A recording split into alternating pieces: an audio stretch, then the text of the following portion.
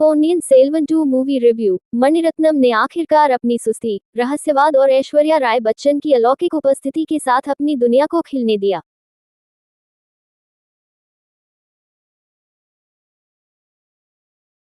कल्कि के प्रतिष्ठित काम से मणिरत्नम, जयमोहन और कुमारवेल द्वारा अनुकूलित पोन्नियन सेल्वन 2 अंत में अपनी आत्मा को खोजने और पहले भाग में बताए गए कई धागों को जोड़ने के लिए एक हुक का प्रबंधन करता है।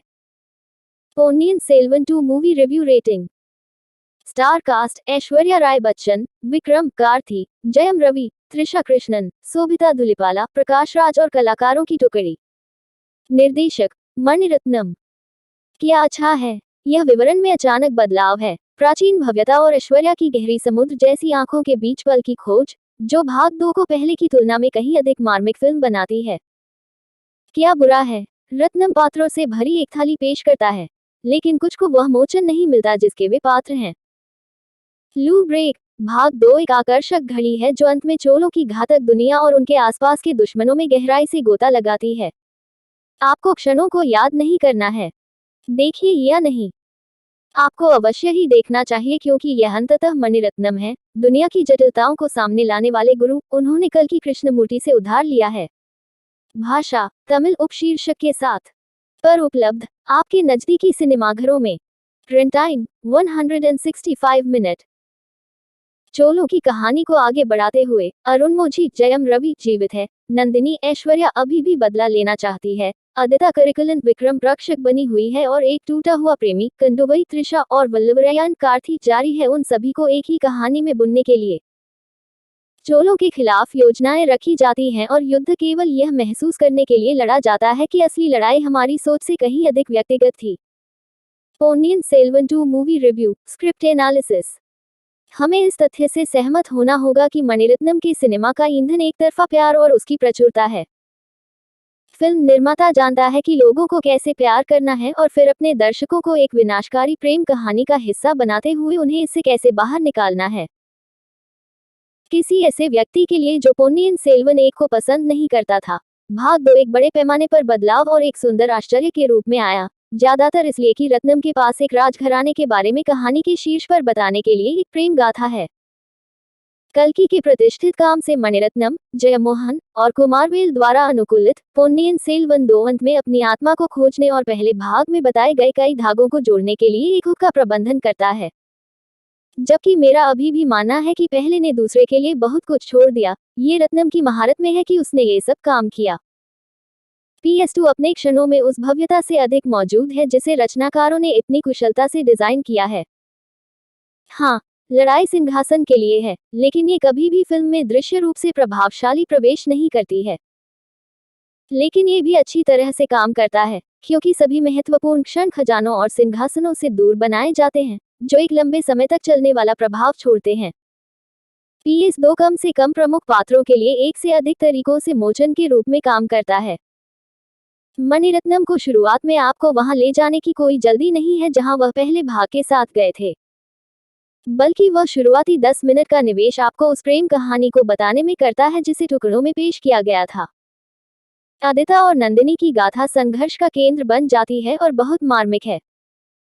एक अनाथ के प्यार में एक भयंकर राजकुमार जिसे बेदखल कर दिया गया क्योंकि उसके पास रानी बनने के योग्य होने के लिए कोई घर नहीं था। यह उसकी कल्पना शक्ति और उसके प्रति काम करता है, केवल जीवन के सबसे दर्दनाक मोड़ में प्रेमी से मिलने के लिए। रत्नम का जादू यहीं पर प्रकट होता है जब वह इस कथानक के इर्द गिर्द संपूर्ण व्यापक आख्यान बुनता है, जबकि वह अन्य समानांतर कथानकों को आगे बढ़ाता है, लेकिन वह हमेशा जानबूझकर एक शून्य पैदा करता है, इसलिए एक दर्शक का मन उस पर वापस आना चाहता है। पहला भाग बुरी योजनाओं का भंडाफोड़ करने और इसके कई पात्रों के बीच प्यार को पनपने देने में व्यतीत होता है।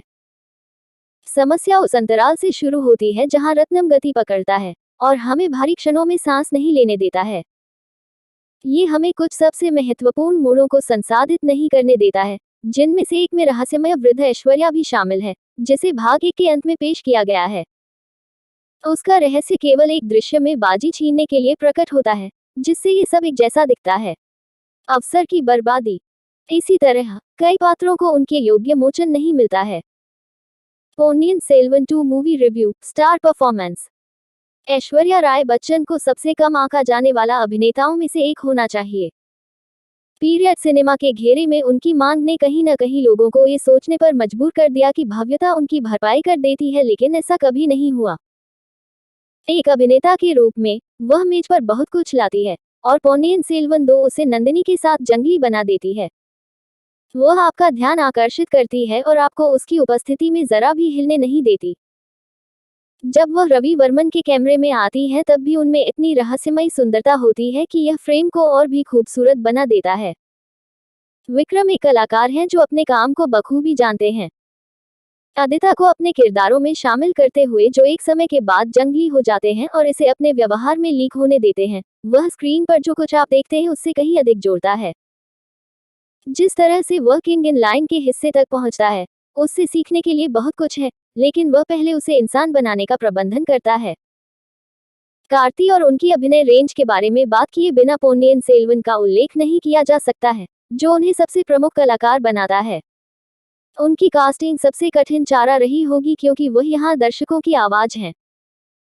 कार्ती हास्य जानता है, वह अभिनय में अच्छा है और आपको उसके लिए जड़ बना सकता है। जयम रवि अरुणमोझी के रूप में दिलकश है और बहुत आकर्षक भी हैं। त्रिशा इस बार अपना कमजोर पक्ष दिखाती है और वह शानदार है। काश शोभिता धुलिपाला और ऐश्वर्या लक्ष्मी और अधिक स्क्रीन टाइम की हकदार होती। धुलिपाला को जो थोड़ा मिलता है उसमें इतनी क्षमता है, कुछ और जटिल दृश्य उसके लिए चमत्कार कर सकते थे। पोन्नियिन सेल्वन 2 मूवी रिव्यू, निर्देशन, संगीत।